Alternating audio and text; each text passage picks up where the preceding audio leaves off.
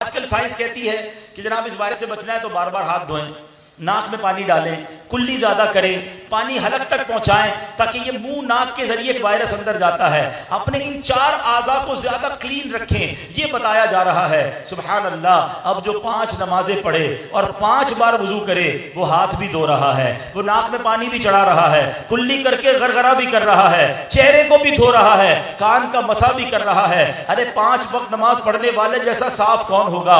और सुभान अल्लाह। और सुन्नत पर अमल करो तो हर खाने से पहले हाथ धोना सुन्नत है। अब दुनिया को पता चल रहा होगा कि मेरे आका की सुन्नत में कितनी अजमत है। मिसवाक करना सुन्नत है। अरे सुभान अल्लाह। सफाई निस्फ ईमान है। अगर ये फॉर्मूला हम अपना लें और सुन्नतों पर आइन दिनों में अमल करना शुरू कर दें, अल्लाह की रहमत से कोई वायरस आपके करीब नहीं आएगा।